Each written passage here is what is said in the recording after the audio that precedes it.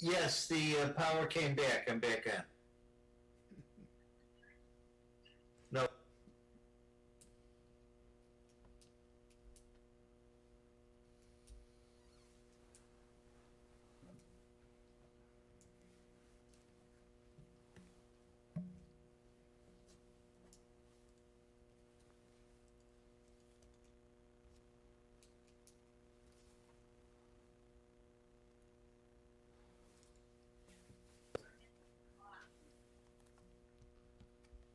Oh.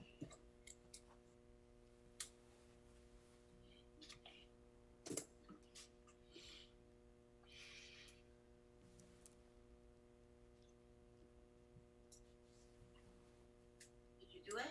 Yeah, I got it. Thank you.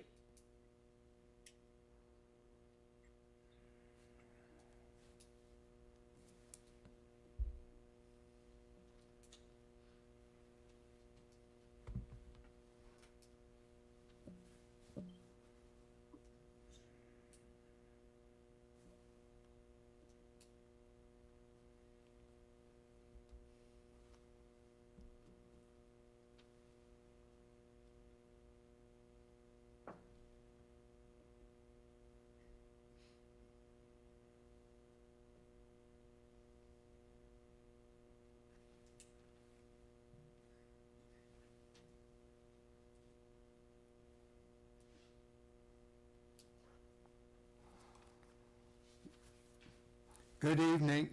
Welcome to the meeting of the Skokie Village Board for Monday, July the 6th, 2020. Before introducing our village clerk, I would like to read a brief statement explaining why the meeting is coming to you virtually. Until further notice, meetings of the Skokie Village Board will be held electronically, with a majority of village officials participating via remote access in order to comply with the state of Illinois stay-at-home order. Members of the public who wish to comment as to an item on the published agenda or to comment during public comments must submit their statement or question in writing to the village manager's office, and all properly submitted statements or questions will be presented and read during the relevant portion of the meeting. Written comments may be submitted by email to citizencomments@skokie.org, by mail to the Village of Skokie Village Manager's Office, 5127 Oakton, Skokie, Illinois 60077, or via the village's Dropbox located just outside the public entry to Village Hall. This evening, we will be led in the Pledge of Allegiance by Village Clerk Pramod Shah. I pledge allegiance To to the flag of the United States of America And to the republic for which it stands, one nation, under God, indivisible, with liberty and justice for all. The meeting will come to order, and the clerk will please call the roll. Trustee Roberts, Here. Trustee Sutker, Here. Trustee Ulrich, Here. Trustee Bromberg, Here. Trustee Klein, Trustee Klein, Here. Trustee Gray Keeler, Here. Mayor Van Dusen. Here, we have a quorum. First item is approval of the consent agenda for this evening. A motion is in order. Trustee Gray Keeler, seconded by Trustee Bromberg. Is there anything on the consent agenda anybody would like to have removed? I don't see anybody's hand going up, so call the roll, please. Trustee Roberts, Aye. Trustee Sutker, Aye. Trustee Ulrich, Aye. Trustee Bromberg, Aye. Trustee Klein, Aye. Trustee Gray Keeler, Aye. Mayor Van Dusen. Aye, the motion passes. The next item is report of our village manager, John Lockerbie. Thank you, Mayor Van Dusen, and good evening.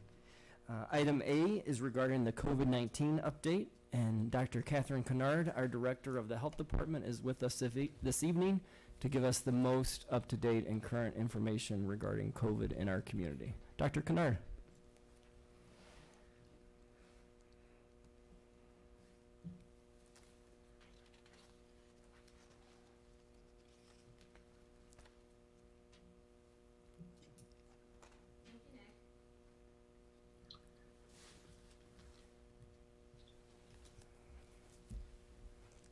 Good evening, trustees.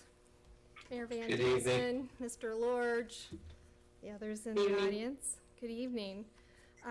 Thank you for inviting me to give you a quick update tonight regarding the COVID-19 situation in Skokie. As you know, the state of Illinois moved to Phase 4 of the Restore Illinois Plan on June 26th, and overall, there remains very good compliance with measures to control the spread of the virus, such as staying home when ill, social distancing, washing your hands frequently, and wearing cloth face coverings.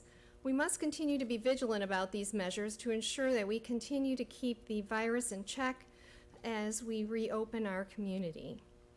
Thanks to all our collective action, the number of new cases of COVID-19 is at a low level, with no new cases reported yesterday.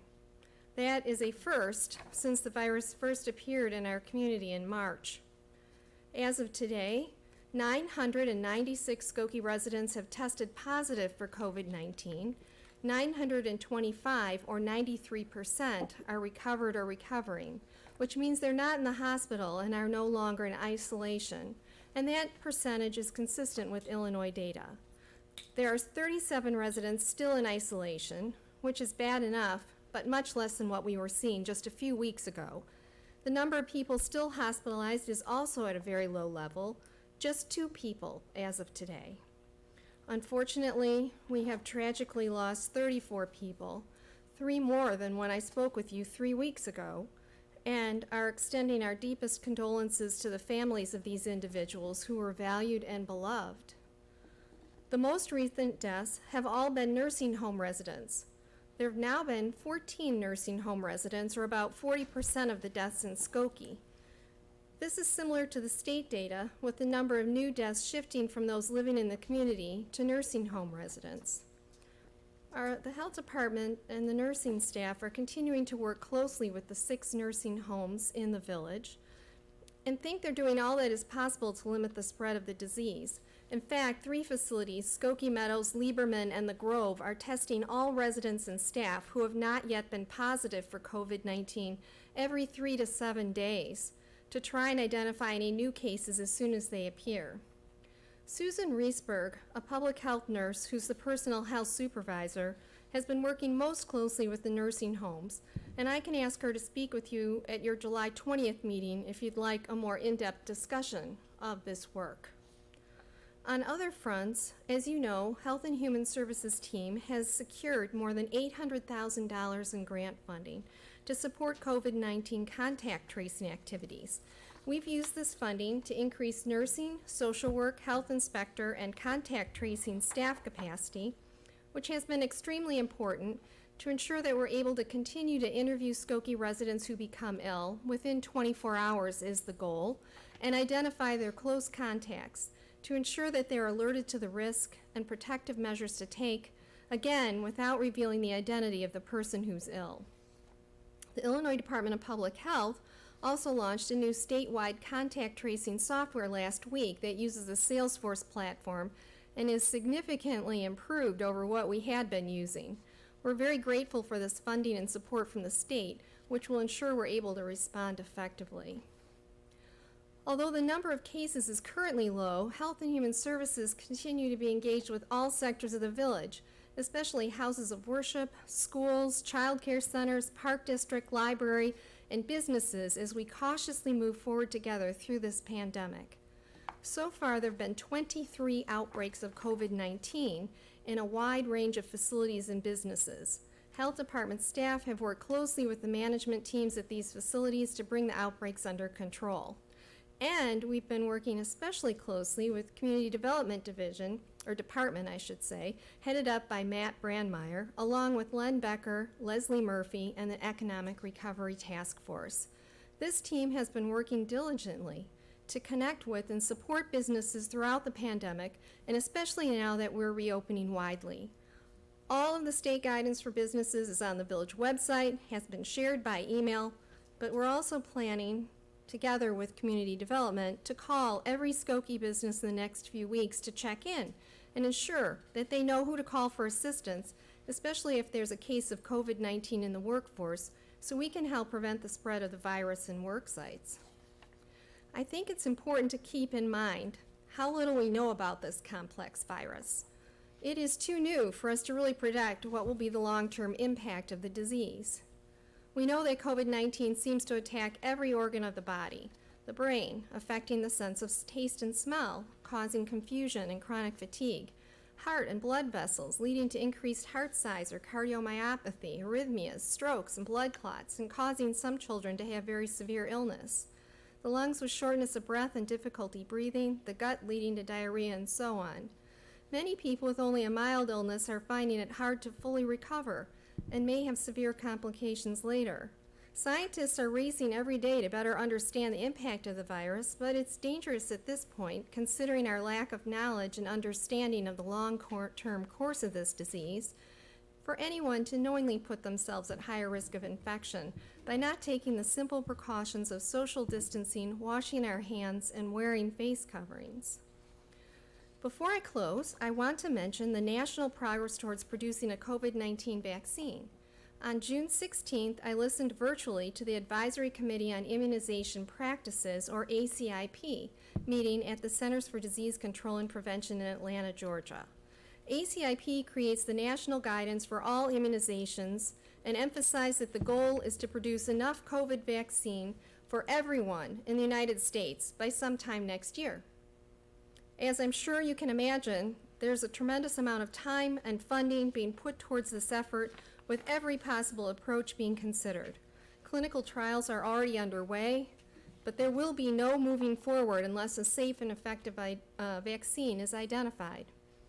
There was considerable discussion during the meeting about potential priority groups to receive the vaccine first, as occurred during the H1N1 pandemic.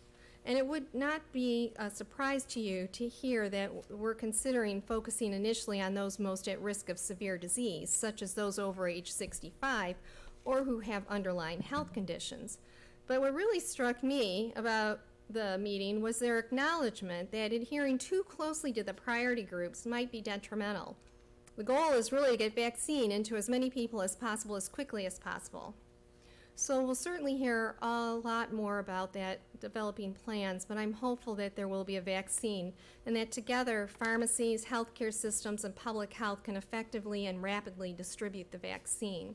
I will mention that we are, as I said, looking towards, and I can talk about this a little more at our next time we're together, how we're going to conduct the flu shot clinics in a safe way, because we can't bring everyone together like we normally do.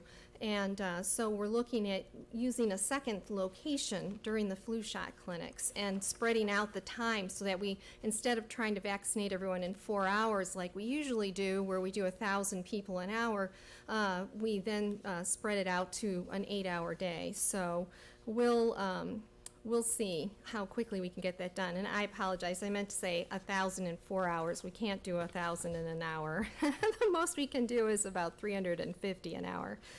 So anyway, overall good news, but we're of course aware that COVID-19 has not gone away, and we all need to be more vigilant during the coming months to prevent a resurgence in cases in the village until we have a vaccine to prevent illness, perhaps by early next year.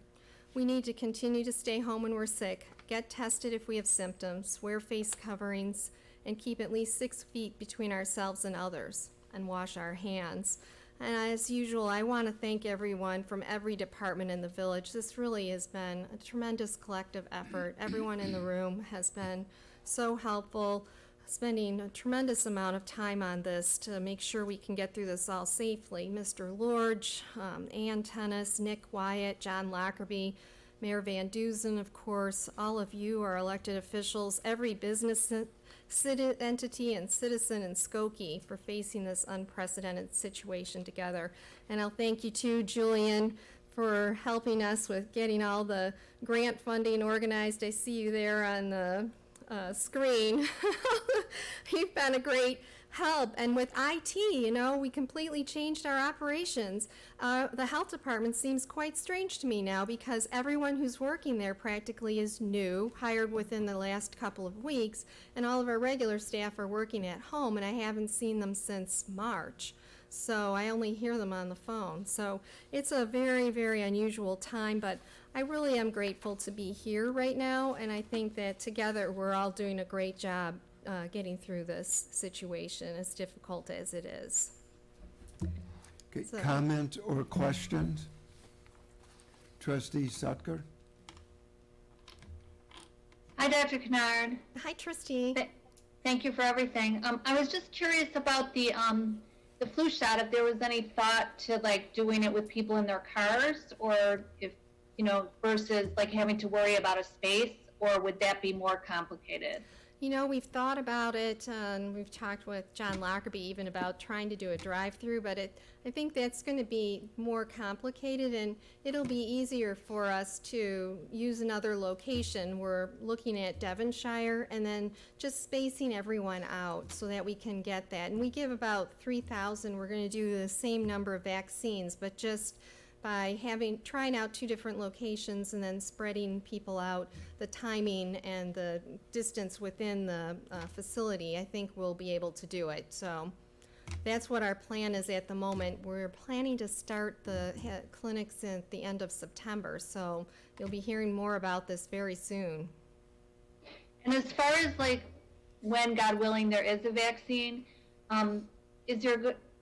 was there any thought, like I think the city of Chicago is having people sign up even now for the vaccine in some kind of app or something? Was there any thought given to how that's going to happen, or how you're going to know who to prioritize?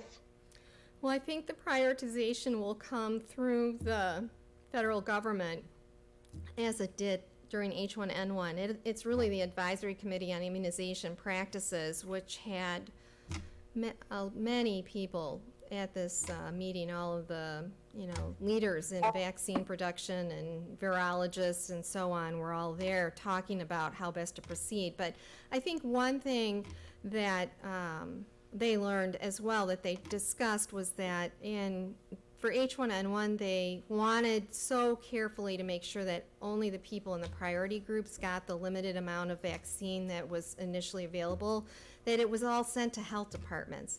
And frankly, we don't have the staff to vaccinate everyone in Skokie quickly. We have to work together with the healthcare systems. Our hospital only received 10% of the vaccine they ordered back in 2009.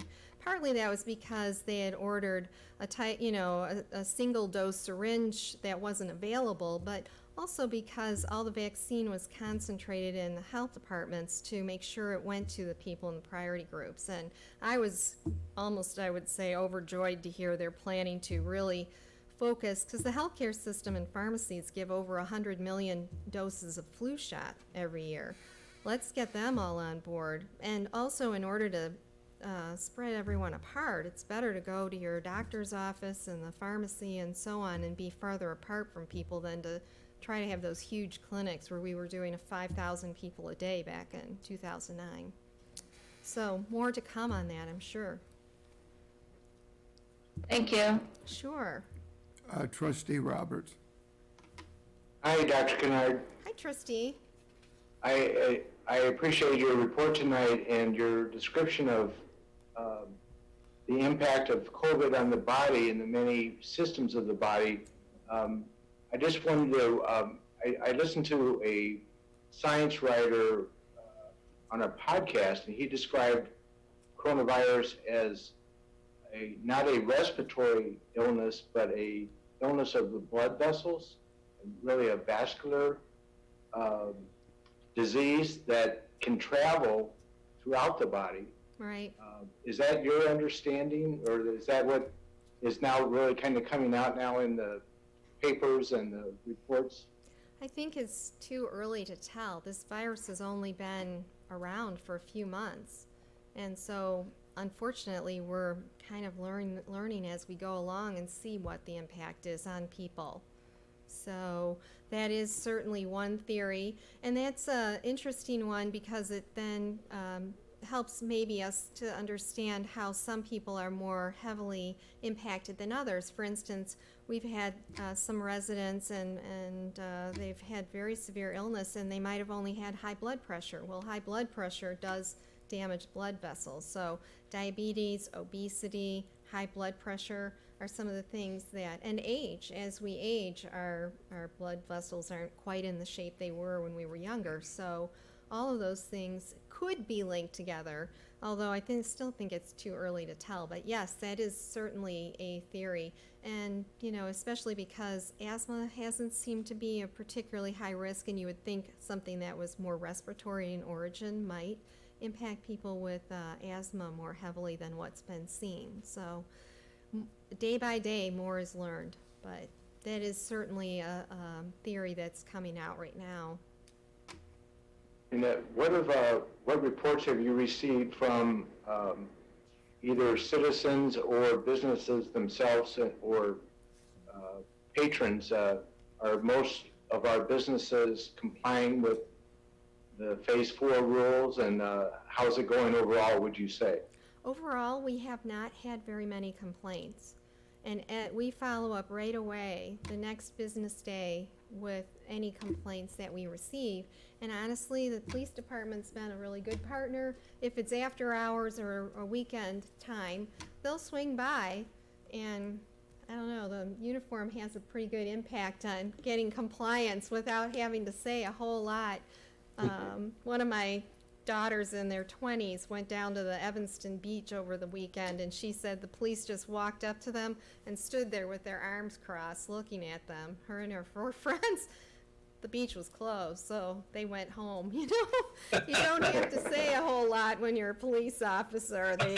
They decided it was better to move along. So anyway, our police department has been very much involved with this and helping us after hours and on the weekend, and have actually been on conference calls with some businesses that weren't complying. So I think altogether the team's doing well, but honestly the number of complaints has not been very high. And and I think, as I said, we're going to be reaching out proactively to all the businesses to check in and make sure they understand what the requirements are and make sure that if they need any assistance, we'll be there for them. Trustee Ulrich? So, adding on to Randy's comments, on social media I've had complaints about gatherings in Skokie, and I bring up the fact that there hasn't been deaths, recently, or hospitalizations, and they talk about the long-term effects of the lung conditions can you address the lung conditions that you've seen in, people who've had COVID? The lung conditions, did you say? Like the long-term lung, yes, like the long-term lung long-term conditions. effects of Well, the sure, lung scarring, Yes, it can damage the lungs as well, but as Trustee Roberts was alluding to, thinking now is more in terms of damage to the lung tissue and also to the blood vessels in the lungs, and that it's causing constrictions in the lungs. People are I don't want to focus too much on grim statistics, but yes, this virus can affect every organ in the body, as well as the kidneys. People are ending up on dialysis, but it would make sense if it is primarily, we find out, affecting blood vessels. Of course, they're everywhere, so... Sure, I had West Nile virus in 2002 when I moved to Skokie, actually, and so I still suffer from some arthritis from it. Right. I've been told, so I'm worried about viruses and their effects that we don't know about. Right.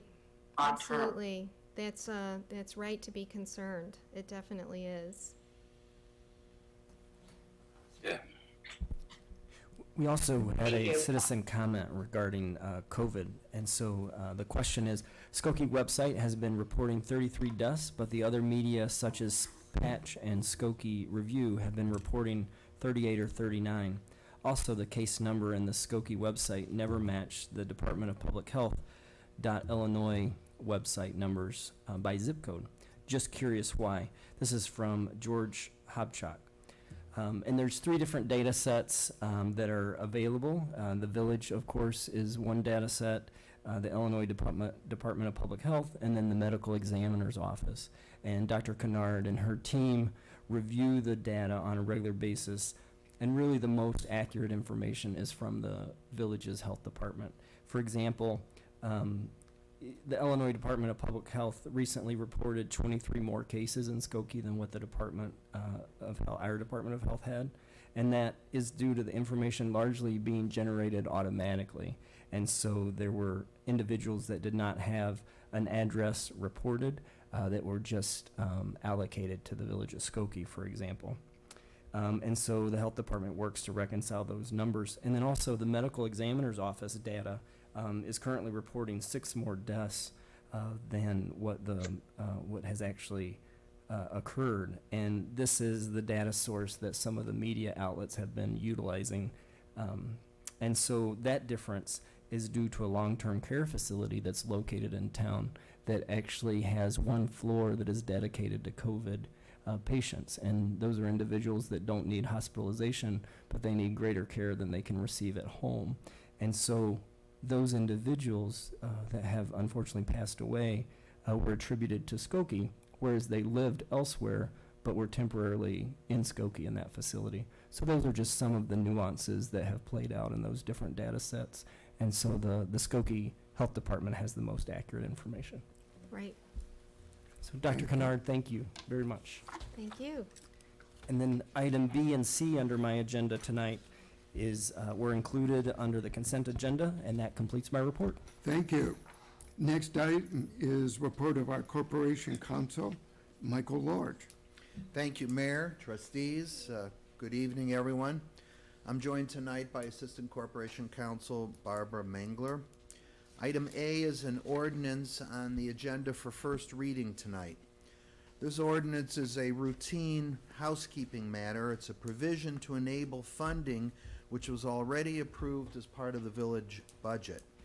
It will provide for and make an appropriation for the Village of Skokie's general corporate purposes, including the Skokie Public Library, the Firefighters Pension Fund, the Police Pension Fund, the Illinois Municipal Retirement Fund, the Motor Fuel Tax Fund, the Community Development Block Grant Fund, the Economic Development Fund, the Water Revenue Fund, the Capital Project Fund, the Visitors Bureau Fund, the Casualty and Self-Insurance Fund, the Local Fuel Tax Fund, the Wireless Alarm Fund, the Payment of Principal and Interest on General Obligation Debts, the Science and Technology Tax Increment Financing Fund, the West Dempster Street Tax Increment Financing Fund, the Performing Arts Center Fund, the SSA number 10 Fund, and the fiscal year beginning May 1, 2020 and ending April 30, 2021. I would turn this over now to Village Manager John Lockerbie for further details. Thank you, Michael. As the village board will recall, a 2-year budget was approved that goes through April of 2021. And so the appropriation ordinance will fulfill the state municipal code requirement to have the corporate authorities establish the funds and legal authority for spending for the coming year. The appropriation ordinance is an annual requirement. As a reminder, the annualized village budget is a total of $125 million. And Nick, if you would display the slide. The operating portion of our budget is approximately 50%, or $62 million. Recognizing nearly 50% of the village's revenue is tied to the economy, COVID-19 has significantly reduced the village's revenue. The operating budget has a deficit of just over $10 million projected. And so the village has been working diligently to minimize our expenses, and as a result, I'm pleased to report that we still have a deficit but it's about half of what it was when we started. And so the $5.5 million deficit is still very significant. We are expecting some financial assistance. The county is expected to provide just over $400,000 in COVID assistance. And then we did receive $361,000 from the federal government through the Community Development Block Grant funding. Those monies will primarily be allocated to social services within the community. So as we look at the village's budget, the slide on the screen has a summary of the $125 million village budget. And you can see that the police and water budget are each approximately 15% of the budget. The fire department is about 11%. The public works is about 9%.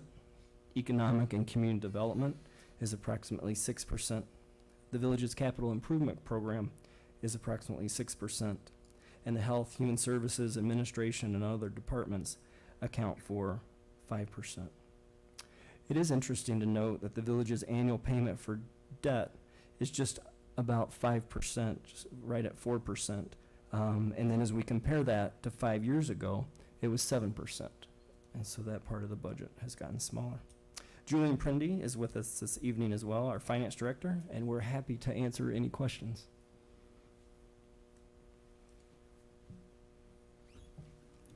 Trustee Roberts.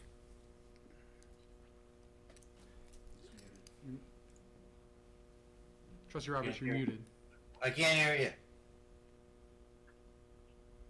I apologize. John, so this is merely more of a housekeeping matter to satisfy state law, but our operating budget that we've already approved, you're actively engaged in the process now of looking for ways to save expenditures in multiple ways, which I appreciate. So your best estimate right now is we have a deficit of about 10 million. Is that what you're Yes. at this point? Yes.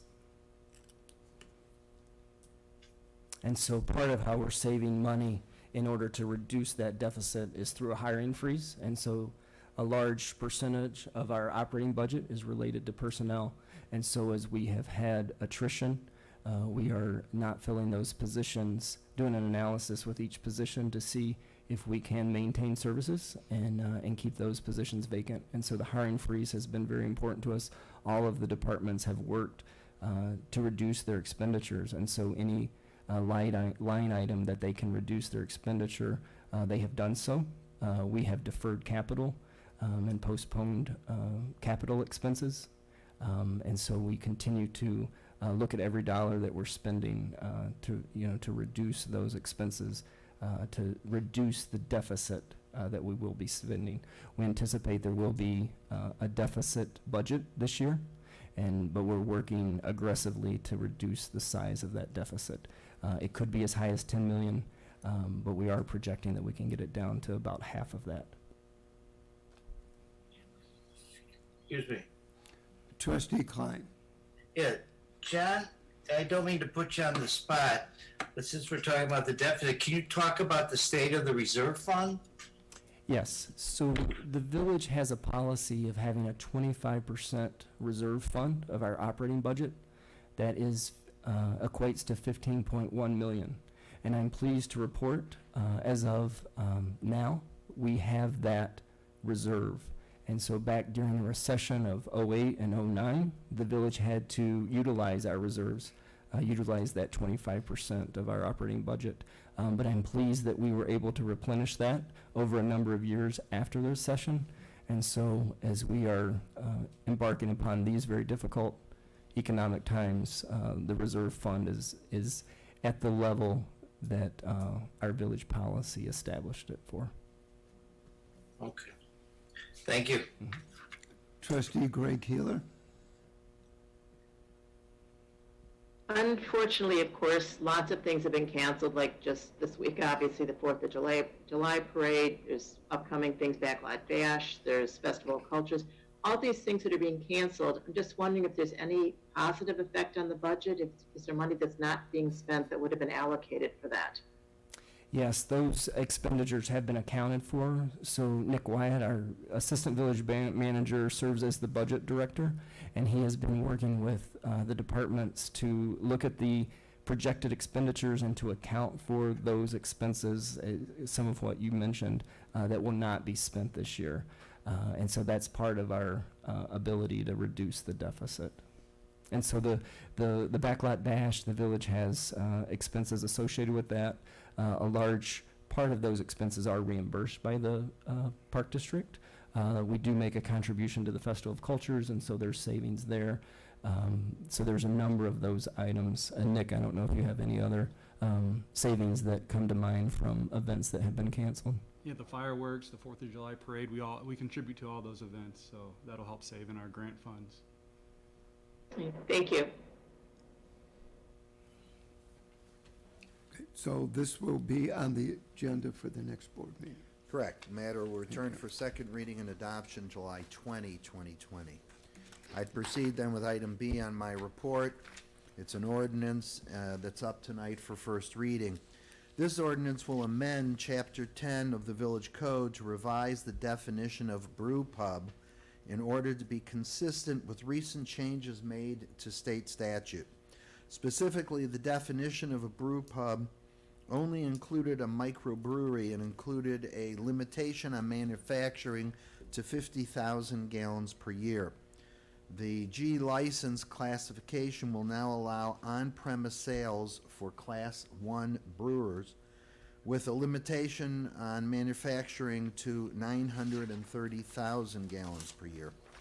This will enable new brewery activity, which the village has sought for some time, and it will be consistent with amendments made to state statute.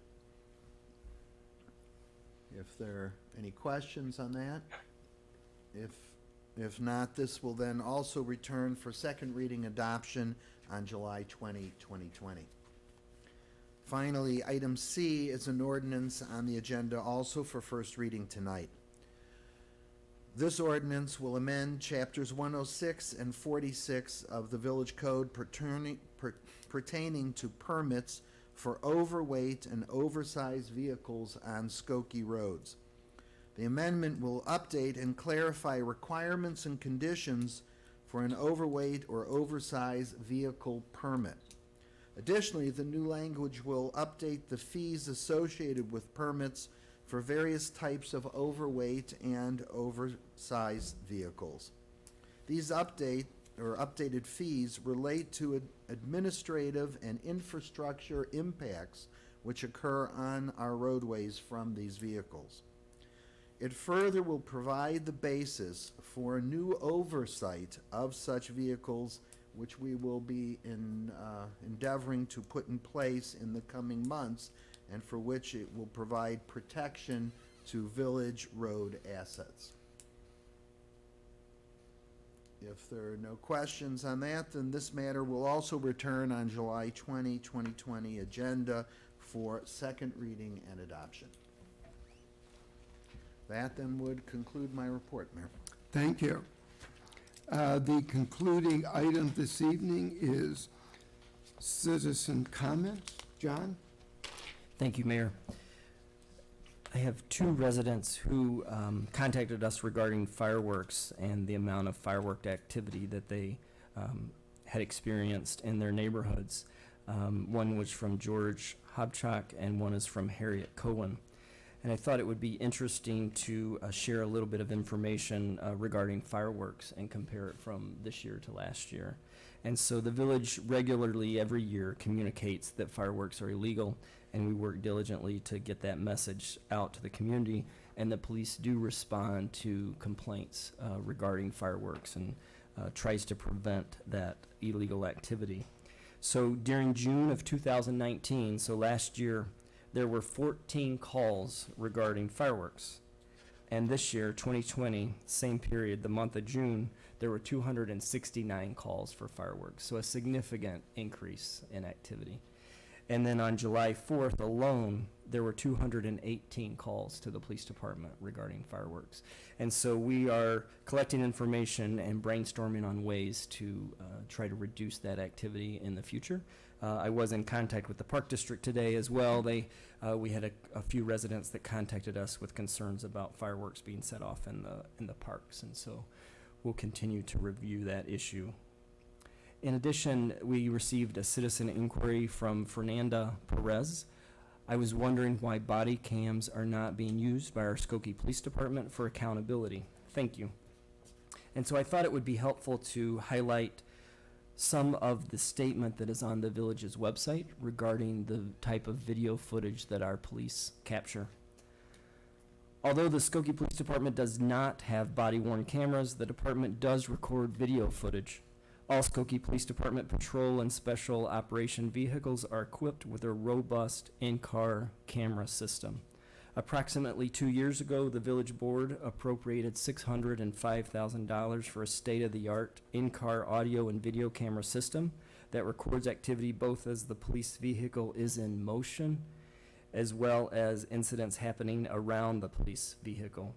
The in-car cameras record all traffic stops and the rare motor vehicle pursuits, as well as incidents involving people and police around the vehicle when it is stopped. The video is activated by the police squad lights being turned on or when the vehicle goes over 60 miles per hour. Video footage from in-car cameras also can be retrieved from the system even when the camera is not engaged or triggered. This is unlike body cameras where the user must turn the camera on and that can be pulled off of an officer's body.